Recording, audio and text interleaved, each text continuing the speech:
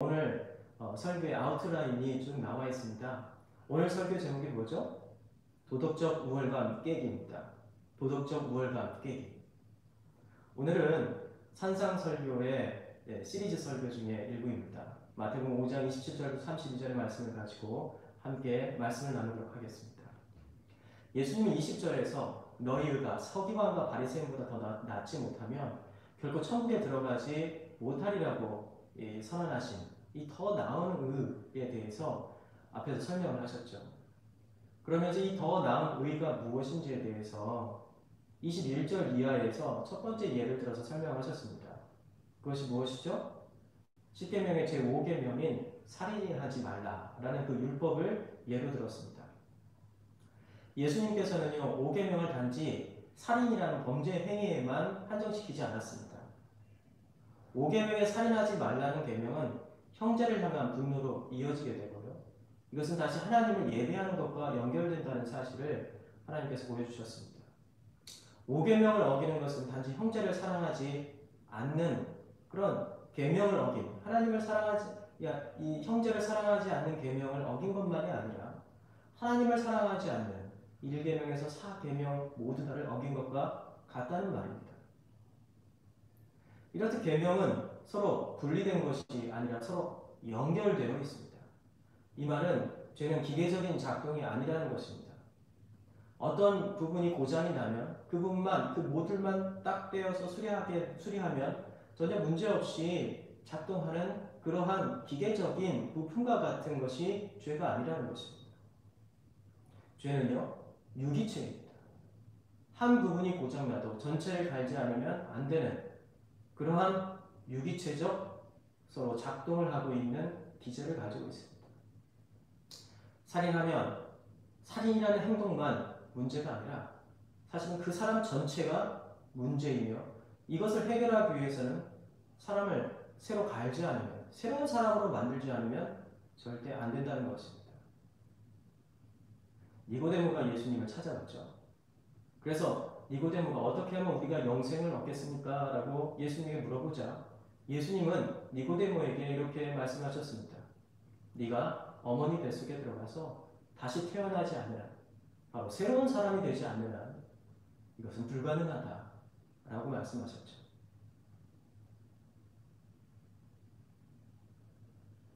전적으로 새로운 사람이 되어야만 합니다. 이것이 예수님이 말씀하시는 바리새인과 서기관보다 더 나은 너의 의가 바리새인과 서기관보다 낫지 않으면 결코 하나님 나라에 들어갈 수 없다라고 했던 이 말씀에서 더 나은 의의 바로 기준입니다.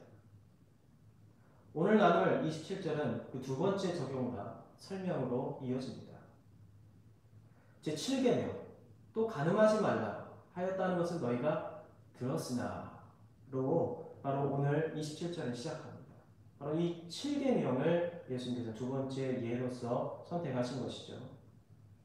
그러면 예수님 왜 이 계명을 선택하셨을까요? 제가 생각할 때 예수님이 첫 번째 선택하신 5계명은요. 인류 전체가 동의하고 지키는 보편적인 계명 중에 하나입니다. 어딜 가든 사람을 죽이는 것을 그냥 내버려 두는 그런 공동체와 나라와 민족은 없습니다. 예수님 보편적인 계명을 다시 해석해 주시는 것을 통해서 그리스도인들이 세상과 구별하여 이 계명을 이해해야 하는 그런 그 차별점이 무엇인지를 분명하게 이들에게 이해시키고 그리고 설명하고자 하는 의도가 있었다고 생각합니다. 그렇지만 예수님이 27절에서 두 번째로 선택하신 이 제7계명은 바로 5계명에 의도하는 또 다른 의도를 가지고 있습니다. 이스라엘 주변의 나라는요, 다른 성윤리, 이스라엘과는 전혀 다른 성윤리 의식을 그리고 또 성문화를 가지고 있는 공동체와 나라들이었습니다. 신약 성경학자인 크레이그 키너는 이 상황에 대해서 당시 상황에 대해 성윤리에 대한 당시 주변 국가의 상황에 대해서 이렇게 얘기했습니다. 간음에 대한 예수님의 경고는 고대의 청자들에게는 도전적인 주장으로 들렸을 것이다. 고대 지중해 연안에 있는 국가들의 다수의 사람들은 간음을 정상적이며 건강한 것으로 여겼다. 이 사실은 유대인을 주변의 이방인들과 차별되게 하는 핵심 요소, 핵심 차별된 윤리, 그 윤리가 성윤리였다는 것을 의미합니다. 유대인, 특별히 경건한 유대인이었던 바리새인과 서기관은 7계명을 철저히 지키려고 노력을 했습니다. 다른 계명들, 효, 살인, 거짓말, 도둑질과 같은 그런 이것과는 달리 성윤리는 가시적으로 이방인의 윤리와 이스라엘의 윤리를 구별하는 독특한 윤리 체계였습니다. 다른 이방인들도 효를 강조했고 살인을 금했으며 거짓말을 금했습니다. 도둑질을 금했습니다. 그런데요, 이 간음에 대해서는 좀 다른 기준을 가지고 있었다는 것이죠. 이러한 이유로 이스라엘의 성윤리는 유대인들이 이방인보다 더 우월한 도덕적 자만심을 가질 수 있게 하는 요소 중에 하나였습니다. 유대인들은 성윤리에 있어서 차별의식을 가지고 있었다는 것이죠. 너희들은 이러한 윤리적 기준이 없잖아. 우리는 성에 대해서 이렇게 높은 윤리적 기준을 가지고 있어. 라고 하면서 주변에 있는 사람들을 아래로 보고 그리고 도덕적으로 하등한 사람으로 평가하게 하는 도덕적 우월감을 가지게 만드는 요소였다는 것입니다. 제가 생각할 때 예수님께서 7계명을, 제7계명을 선택한 이유는 유대인들의 이러한 도덕적 우월감을 깨기 위한 의도가 있었다라고 생각합니다. 예수님은 그러나 나는 말한다 라고 하면서 이 7계명에 대해서 그들이 가지고 있었던 도덕적 우월감을 깨기 위한 재해석을 시도하십니다. 그러나 라는 부정접속사가 의미하듯 예수님은 기존의 상식을 깨실 준비를 하고 계십니다. 그러나 이것은 처음 하나님이 모세와 이스라엘에게 십계명을 주시면서 나는 말한다 라고 말한 그것을 깨고 무너뜨리는 그 해체를 의미하는 것은 결코 아닙니다.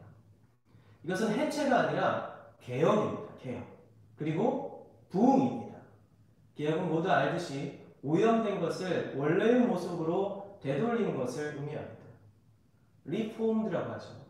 여기서 나오는 말을 리포메이션이라고 합니다.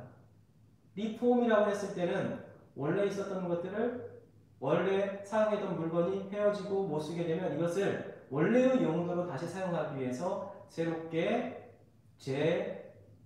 재수리하는 것을 리폼이라고 하죠.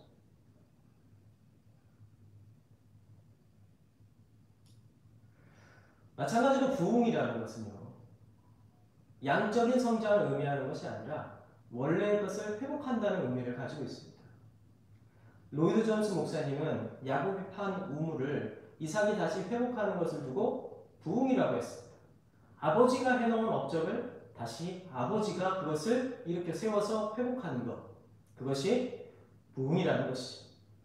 새로운 우물을 더 파서 더 많이 소유하는 것을 부흥이라고 하지 않았습니다. 그렇다면 예수님은 지금 그러나 나는 말한다 라고 말씀하시면서 이제 원래의 7계명으로 다시 돌아가보자 하는 그러한 의도의 말씀을 하고 계신다는 것을 우리는 조금 이해할 수 있습니다. Back to the basic. 기초로, 기본으로 다시 돌아가자 라고 하면서 부흥을 외치시고 계신 것입니다. 부흥, 그러면 예수님이 말하는 부흥이 무엇인가요? 예수님은 너희들이 잘한다고 생각하는 7계명은 이런 것이라고 지금 설명해 주십니다. 28절에 보면 이렇죠.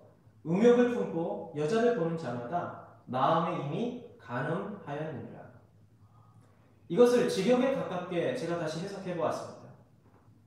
어떤 특정한 여자를 욕망하기 위해, 어떤 특정한 여자를 탐하기 위해 그녀를 보는 각각의 모든 사람은 이미 그 마음으로 그녀를 간음한 것이다.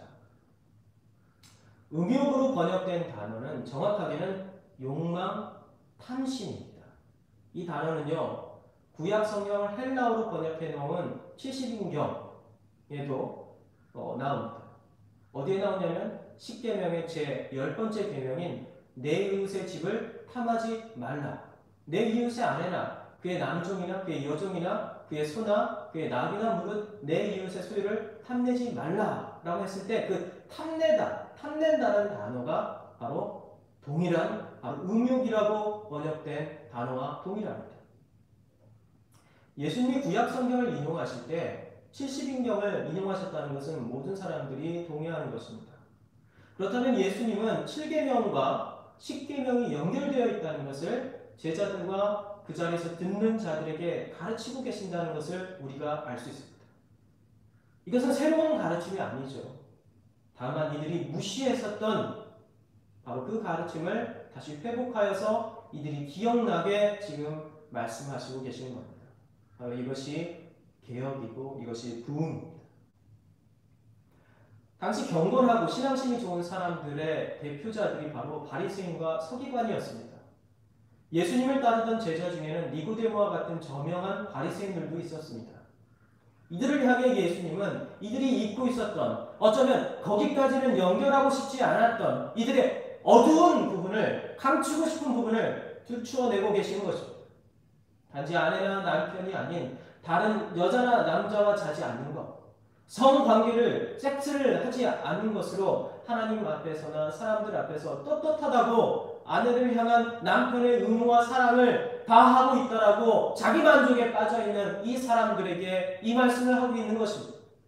그러나 단지 행위를 하지 않는다고 그가 하나님과 남편과 아내 앞에서 그의 사랑과 의무를 다하고 있다고 말할 수 있을까요? 십계명은요, 부정적인 의미와 긍정적인 의미를 동시에 가지고 있습니다. 네거티브와 포지티브의 면을 다 가지고 있는데요. 그러나 이 십계명의 원래의 의도는 이 포지티브, 적극적인 의미를 더욱더 강하게 가지고 있습니다. 비록 십계명은 하지 말라라는 부정형으로 명령으로 나와 있지만 그러나 그 이면에는 긍정의 적극적인 면을 더 강조하고 있다는 것입니다. 그러면 7계명에 가늠하지 말라라는 이 부정명령의 긍정적이고 적극적인 면은 무엇일까요? 내 아내를 내 목숨과 같이 사랑하라 라는 그 말입니다. 너의 생명처럼 내 아내와 내 가족을 생각하고 네 남편을 사랑하라는 것입니다.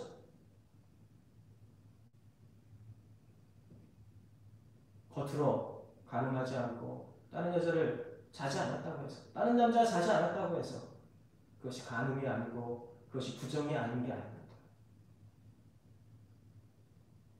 예수님은 제5계명을 지키는 사람이 속으로는 제10계명을 어기고 이웃의 아내와 남편, 그들을 보면서 성적인 공상을 하고 속으로 상대를 능욕할 수 있다라고 말씀하십니다.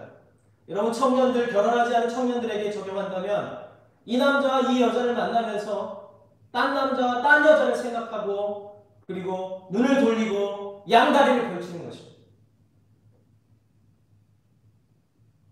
그렇다면 이것은 5계명을 어긴 것과 같다는 것이죠. 단지 마음으로 생각하고 그리고 마음으로 공상을 한다 할지라도 10계명 그 순서에 따라 그 중요도가 다릅니다. 1계명이 가장 중요한 계명이며 상대적으로 1계명에서 가장 먼 곳에 있는 제10계명은 덜 중요한 계명으로 치부될 수 있습니다. 그러나 이러한 객관적인 사실만을 생각하고 꼼수를 부리면 큰일 납니다. 당시 사람들은 5계명을 어기지 않았으니 10계명은 상대적으로 괜찮다라고 생각을 하는 거죠. 7계명을 어기지 않았으니 10계명은 제 10번째 계명은 상대적으로 어겨도 괜찮다라고 생각하는 겁니다. 7계명을 어길 것 같은 성적 욕구가 일어나면 차라리 10번째 계명을 어겨서 성적인 공상으로 대체하자라고 생각하는 것입니다. 부정한 행동을 하며 물리적 피해를 주고 자신도 이 때문에 사회적으로 매장당하는 것보다는 혼자서 상상하고 공상하는 것이 더 낫다라고 판단하는 것입니다. 그러한 생각은 지금 우리에게도 있습니다. 우리 사회는 성범죄를 막기 위해서 차라리 혼자서 포르노 동영상을 찾아보면서 자유를 하라고 말합니다. 공개적으로 자유동굴을 선전하며 성관계까지는 좋지만은 임신하면 불편하니 편하게 섹스하라고 피임약과 피임 도구들, 자유도구들을 선전합니다. 어땠습니까? 이걸로 인하여 일어난 피해를 우리는 올 초에 엄청난 그 피해를 봤습니다. 코로나19의 상황 속에서도 이 코로나19의 모든 것들을 덮어버리고 그것이 모든 기사의 모든 기사의 일면을 차지한 바로 그 N번방 사건을 우리는 기억합니다. 그들이 진짜 성관계를 가졌습니까? 섹스를 했나요? 아니죠. 전화로 지시를 하고 공상을 통하여서 자신의 상상의 나래를 펴면서 사람을 착취하고 그들 죽음까지 이끌어 나가는 그런 무자비한 그런 일들을 서슴지 않게 했습니다. 이게 바로 오늘 예수님께서 지적하시는 것입니다. N번방은 그들에게만 있는 게 아닙니다. 우리의 마음 안에도 있습니다. 우리가 은밀한 곳에 있을 때, 우리가 혼자서 은밀한 곳에서 있을 때 N번방은 조용히 우리에게 찾아와 우리의 마음의 문을 두드리고 우리 마음 안에 또아리를 터서 죄의 씨앗과 죄의 불을 일으킵니다. 이런 것들이 유용성과 편리성, 포르노 동영상을 차라리 봐라, 자위도구를 사용해라 라고 하는 이런 유용성과 편리성과 달리 더 손쉬운 방법과 피해를 덜하게 만드는 이러한 방법들은 그 자체로 근본적인 해결책이 될 수 없습니다. 죄의 문제를 해결할 수가 없습니다. 이것은 또 다른 부작용을 낳습니다. 우리의 윤리적 양심을 무디게 만든다는 것입니다. 우리의 양심을 무디게 만들어서 누군가를 착취하고 누군가에게 폭력을 가하고 있음에도 내가 실제로 주먹으로 치지 않았고 내가 실제로 능욕하지 않았기 때문에 나는 아무 문제가 없다라고 그렇게 착각에 빠지는 것이죠. 그리고 변명하게 합니다. 내가 언제 그 사람을 때렸습니까? 내가 언제 그 사람을 능욕하고 내가 언제 그 사람을 성폭력을 저질렀습니까? 하지만 예수님은 단호합니다. 이렇게 말씀하시죠. 마태복음 5장 29절에서 30절. 만일 내 오른 눈이 너로 실족하게 하거든 빼어버리라. 내 백체 중 하나가 없어지고 온몸이 지옥에 떨어지고 지옥에 던져지지 않는 것이 유익하며 또한 만일 내 오른손이 너로 실족하게 하거든 찍어내버리라. 내 백체 중 하나가 없어지고 온몸이 지옥에 던져지지 않는 것이 유익하니라. 예수님은 죄에 대해서 단호하십니다. 죄란 마치 암세포와 같아서 단호하게 잘라내지 않으면 온몸에 퍼져서 더 이상 손쓸 수가 없게 된다는 것입니다. 예수님은 하나님의 나라에 들어갈 수 있는 더 나은 의란 더 중요한 죄를 짓지 않기 위해 덜 중요하다고 생각하는 악과 죄를 끌어들였습니다. 죄책감을 줄이고 오히려 자신이 더 중요한 계명을 어기지 않기 위해 수고하고 노력했다는 자기의를 주장하지 않는 것이라고 가르치고 계십니다. 난 더 중요한 죄를 짓지 않기 위해서 덜 중요한 죄를 지었다라고 변명하지 않게 하신다는 것이죠. 그것이 더 나은 의입니다. 이 말은 우리가 주장하는 의, 정의란 상대적인 의이고 상대적인 정의라는 것을 의미합니다. 이러한 예수님의 더 나은 의를 충족시키기 위해 예수님이 말씀하신 것처럼 자신의 손이나 눈을 잘라낼 수 있는 사람이 과연 얼마나 될까요? 그렇게 단호하게 죄를 잘라내기 위해서 행동한 사람이 몇 명이나 될까요? 만약 그런 사람이 있다면 우리는 그를 정신병자라고 다 함께 모여서 광신자라고 욕할 겁니다. 그러나 그들을 욕하기 전에 우리 자신을 봐야죠. 눈에 보이지도 구체적인 행동도 하지 않고 어떤 사람이 자신이 피해자라고 주장하지도 않는 상황에서 마음으로 지은 죄 때문에 손과 눈을 잘라내는 어리석은 사람이 없죠. 그렇게 죄에 민감하고 순수한 사람이 없다는 뜻입니다. 죄 때문에 눈물을 흘리고 죄 때문에 밤을 지새면서 정말 이것을 어떻게 해결해야 될지 하나님 앞에 눈물을 흘려서 기도하며 밤을 지새운 지가 언제입니까? 우리는 항상 선택의 순간에 놓일 때 더 큰 죄와 더 작은 죄 사이에서 그래, 더 작은 죄를 짓지. 더 큰 죄를 짓지 않았으니까 이제 괜찮은 거 아니야? 라고 하면서 자기 만족에 빠지고 자기 의에 빠지는 그러한 일들을 한두 번 하는 게 아닙니다. 한 가지 예수님께서는 구체적인 예를 드시면서 이 상황에 대해서 말씀하십니다. 예수님 5계명을 7계명을 교묘하게 피해가면서 제10계명을 충족시키는 그 시대의 비열한 남자들을 고발하고 계십니다. 우리가 잘 알듯 요한복음 4장에는 예수님이 야곱의 우물에서 만난 수가성 사마리아 여인에 대한 사실이 기록되어 있습니다. 예수님이 남편이 없다고 답하는 여인에게 너에게는 남편이 5 있다. 남편이 5 있었고 지금 있는 자도 네 남편이 아니다. 라면서 내 말이 참되도다. 라고 요한복음 4장 18절에서 말씀하셨습니다. 여인에게는 남편이 5 있었지만 지금 남편도 남편이 아니라는 것이죠. 여인도 그 사실을 인정합니다. 많은 설교자가 이 여자를 매우 음흉하고 그리고 음탕한 여인으로 매도했습니다. 어떤 설교자가 그리고 학자들은 이 여자를 성매매 여성이라고 주장하기도 했습니다. 그러나 이 본문에서 이 여자를 그렇게 매도할 근거는 아무 데도 없습니다. 지금은 이 여성은 남성들에게 성놀이개로 이용당한 불쌍한 여인이라고 성경학자들은 입을 모아 이야기합니다. 저도 이 해석에 동의합니다. 당시 남자들이 모세가 정한 이혼 규정을 이용하여서 여자들을 간음으로 몰고 버리는 일들이 비일비재했습니다. 모세의 이혼 규정은 신명기 24장 1절에 이렇게 나와 있습니다. 사람이 아내를 맞이하여 데려온 후에 그에게 수치되는 일이 있음을 발견하고 그를 기뻐하지 아니하면 이혼 증서를 써서 그의 손에 주고 그를 자기 집에 보낼 것이요. 여기에서 수치되는 일, 도대체 이것이 무엇일까요? 이것에 대한 해석이 매우 모호했습니다. 만약 당시 결혼한 여자는 머리를 수건으로 가리거나 머리를 따 올려 단정하게 해야만 했습니다. 그런데 머리를 풀고 다니는 것은 자신이 어린 소녀이거나 단정하지 못한 여자라는 뜻이었죠.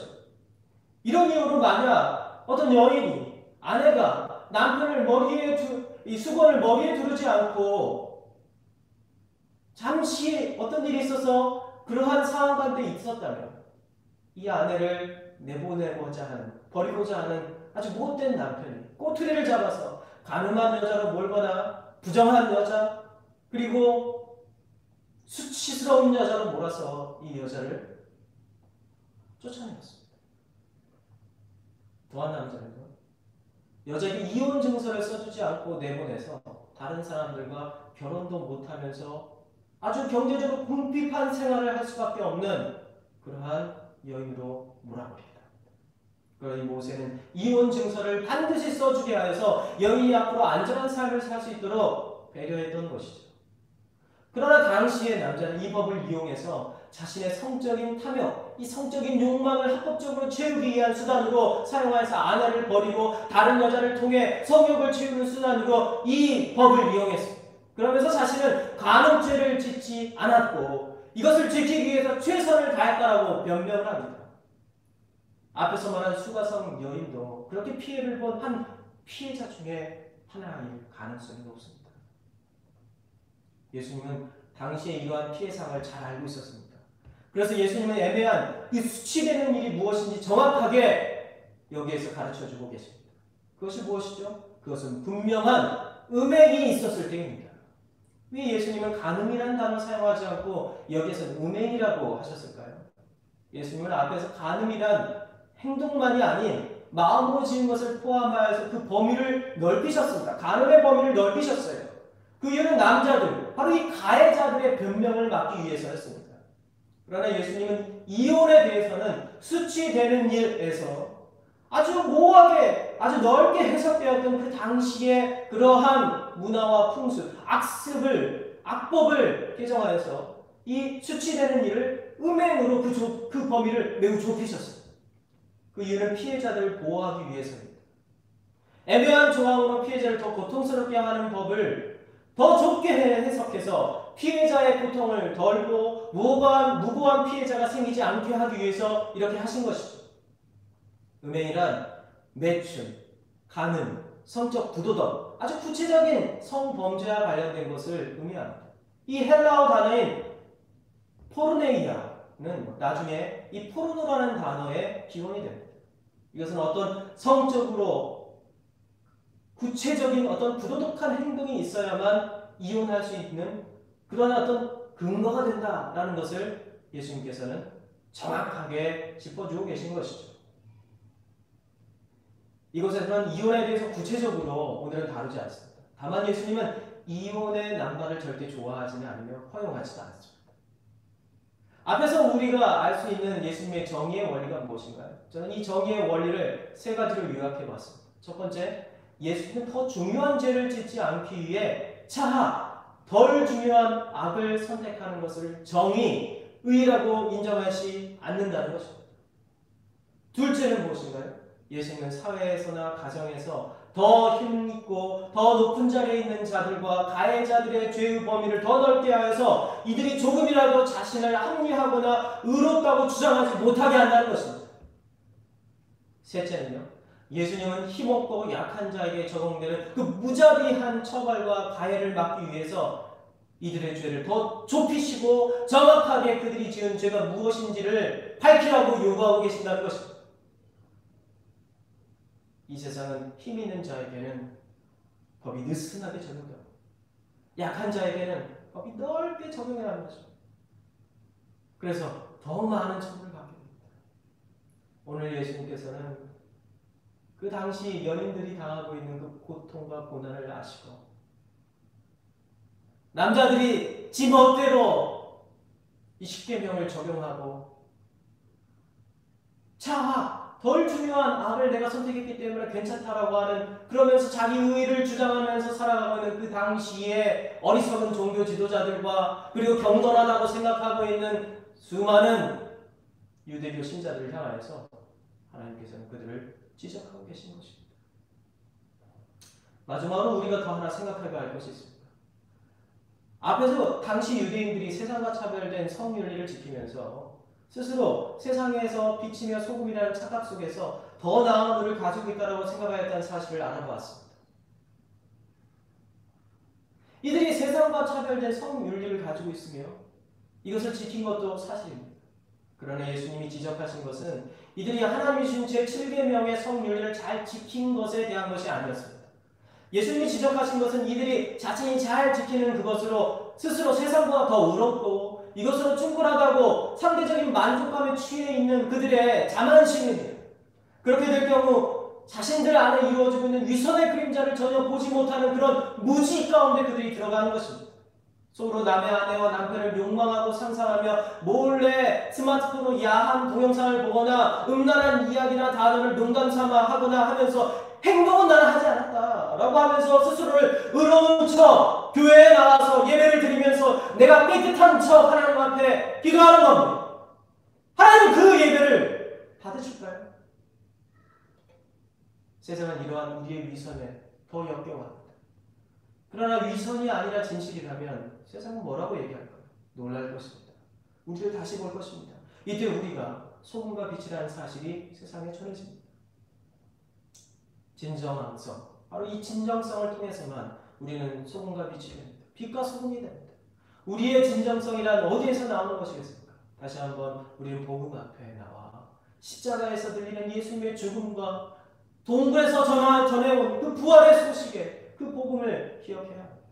십자가 앞으로 나가서 죄를 고백하고 낭망한 그 자리에서 일어나는 것, 그것 외에는 우리가 진정성을 회복할 길이 없습니다. 수치를 극복하고 죄를 고백할 수 있는 길은 복음밖에 없습니다. 예수님의 피 앞에 서는 것 외에 죄를 고백했을 때, 우리가 만약에 죄를 고백했을 때 수치와 치욕을 견딜 길은 없습니다. 그렇게 할 때에만 우리는 진정성을 회복하고 세상의 빛과 소금이 됩니다. 우리가 죄인이라는 사실, 우리는 겉으로는 그럴듯하게 보이지만 우리 속은 썩을 대로 썩은 존재라는 사실을 사람들 앞에 까발리고 드러내지 않는 이상 우리는 결코 진정성을 보일 수가 없습니다. 그럼 그 수치를 어떻게 감당합니까? 그 부끄러움을 어떻게 감당합니까? 우리에게 십자가, 예수님께서 우리의 수치와 부끄러움을 다 짊어진 바로 그 십자가 아니면 우리가 우리의 수치와 부끄러움을 감당할 길이 없습니다. 지금 우리에게 필요한 것이 있다면 내일의 죄의 고백입니다. 그런데 우리의 실상을 보고 내가 손과 눈을 잘라내는 길 외에는 소망이 없다는 그 사실을 깨닫는 것입니다. 그리고 십자가에서 우리 대신 손과 눈을 잘라내신 예수님을 바라봐야 합니다. 그 길 외에 우리가 살 길이 없습니다. 그 길 외에 우리가 더 나은 의를 획득할 길이 없습니다. 그 길 외에 우리가 위선을 탈출해서 진정함으로 이 세상에 우리가 누구인지, 우리가 세상의 빛과 소금이라는 사실을 알릴 유일한 길이 없습니다.